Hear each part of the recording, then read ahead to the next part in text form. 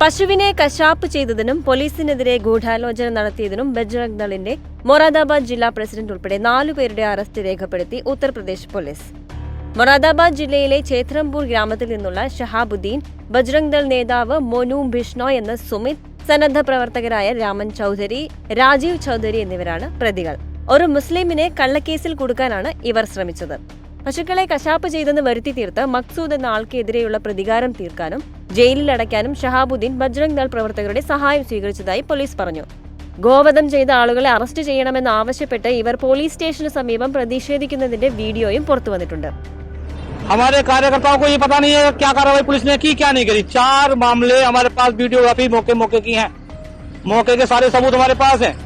कुछ एक्शन नहीं लिया है। जो एक वहाँ पे पर्स मिला, उसके फोटो मिला है, तो शायद उसके बदले किसी परिवार वाले को उठाया है और हमारे अभी सुनने में कुछ नहीं है। और हम गाय का अंतिम संस्कार जब तक होने भी नहीं देंगे जब तक 6-7 व्यक्ति वो हमारे जानकारी में जो थे वो 6-7 व्यक्ति थे। गाय कहाँ था? गाय वो थाने के उधर टिपलर में लोड है। ജനുവരി 16-നും 28-നും ഗോഹത്യ നടന്നതായി പോലീസ് അറിയിച്ചു. സമാന രീതിയിൽ 2 സംഭവങ്ങൾ ഉണ്ടാക്കി പോലീസിനെ കൊണ്ട് അന്വേഷിപ്പിച്ച് പോലീസിനെ സമ്മർദ്ദത്തിലാക്കുക എന്നതായിരുന്നു അവരുടെ ലക്ഷ്യമെന്ന് പോലീസ് പറഞ്ഞു.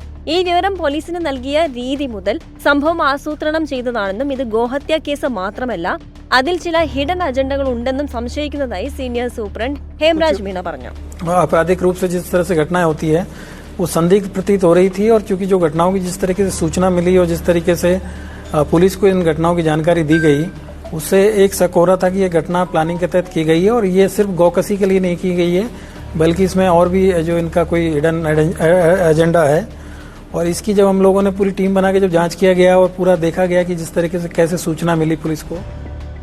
രണ്ടാമത്തെ സംഭവ സ്ഥലത്ത് നിന്ന് മക്സൂദിന്റെ ഫോട്ടോ പതിപ്പിച്ച വാലറ്റ് കണ്ടെത്തിയെന്നും മക്സൂദിനെ ചോദ്യം ചെയ്തപ്പോൾ ഗ്രാമത്തിലെ ചിലരുമായി തനിക്ക് ശത്രുതയുണ്ടെന്നും അതിനാലാണ് തന്നെ പ്രതിയാക്കാൻ അവർ ശ്രമിച്ചതെന്നും പറഞ്ഞു.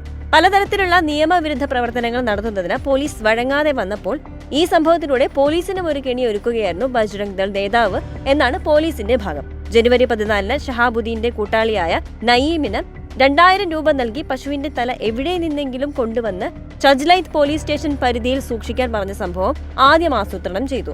ശത്രുതയുള്ള ആളുടെ ഫോട്ടോ സംഭവ സ്ഥലത്ത് സ്ഥാപിച്ച് തെളിവുകൾ സൃഷ്ടിക്കുകയും ചെയ്തു.